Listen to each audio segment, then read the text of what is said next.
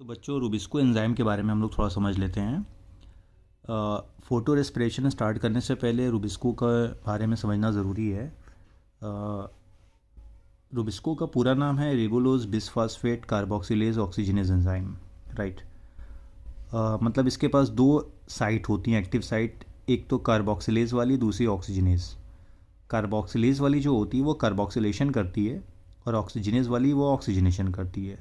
आसान भाषा में कहें तो ये बाइंड करती है कार्बन डाइऑक्साइड के साथ, कार्बोक्सिलेज वाली, ठीक है, और ऑक्सीजनेज वाली बाइंड करती है ऑक्सीजन के साथ।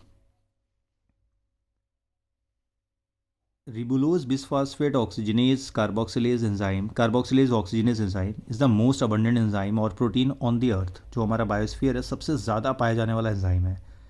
आप खुद दिमाग लगाइए कि हर प्लांट की लीफ में जो क्लोरोप्लास्ट है उसके स्ट्रोमा के अंदर रूबिस्को प्रेजेंट होगा। It has a much greater affinity for CO2 than for O2। ये CO2 के साथ ज़्यादा तेज़ी के साथ बाइंड करता है एज़ कम्पेयर टू O2, लेकिन ये बाइंडिंग भी कम्पिटिटिव होती है कि कंसंट्रेशन इन दोनों गैसेस में से किस गैसेस का ज़्यादा है।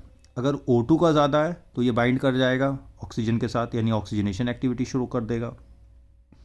लेकिन अगर CO2 का कंसंट्रेशन ज़्यादा है तो ये बाइंड कर लेगा कार्बन डाइऑक्साइड के साथ, कार्बोक्सिलेशन एक्टिविटी शो करेगा, राइट। जैसे यहाँ पे अगर ऑक्सीजन का अमाउंट ज़्यादा है तो रूबिस्को बाइंड कर लेगा ऑक्सीजन के साथ और देन ये बाइंड करेगा RuBP के साथ। तो प्रोडक्ट क्या बनना चाहिए? प्रोडक्ट यहाँ पर बनना एक्चुअल में चाहिए था 2 मॉलिक्यूल 3PGA के, लेकिन ये ना बन के यहाँ पे बनता क्या है, एक मॉलिक्यूल जो बनता है वो है 3PGA का, 3 फास्फोग्लिसरिक एसिड का, और दूसरा मॉलिक्यूल जो बनता है, एक मॉलिक्यूल वो बनता है 2 फास्फोग्लाइकोलेट का, राइट, जिसमें 2 कार्बन होते हैं और इसमें 3 कार्बन होते हैं। ये आपको मिलेगा कहाँ पे? ये आपको नॉर्मली दिख जाता है C3 प्लांट्स में। C4 प्लांट में ऐसा नहीं होता है। तो C3 प्लांट में कभी कभी ऐसा होता है कि कुछ ऑक्सीजन जो होती है वो बाइंड कर जाती है रूबिस्को के साथ, तो ऑक्सीजनेशन स्टार्ट हो जाता है और देन RuBP कन्वर्ट, एक मॉलिक्यूल बनाएगा कन्वर्ट होके 3PGA का और एक मॉलिक्यूल बना लेगा 2 फास्फोग्लाइकोलेट का, जिसमें 2 कार्बन होते हैं। इसीलिए इस साइकिल को हम लोग C2 साइकिल भी कहते हैं। फोटो रेस्पिरेशन वाली प्रोसेस जो होती है उसे C2 साइकिल भी कहते हैं। तो ये क्यों हो रहा है?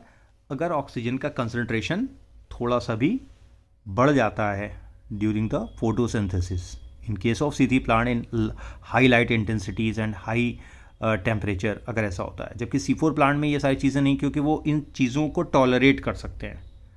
और वहाँ पे जो CO2 का फिक्सेशन होता है वो 2 अलग अलग सेल में होता है, जो इसके पहले वाले वीडियो में मैंने आपको शो किया था। मैं फिर से आपको दिखा देता हूँ कि 2 अलग अलग सेल में होता है।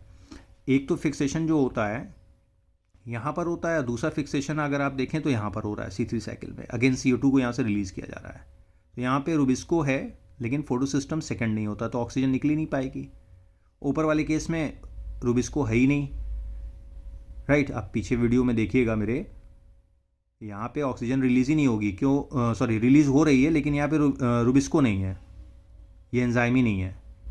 तो जब रूबिस्को नहीं तो ऑक्सीजन निकल के भी क्या करेगी?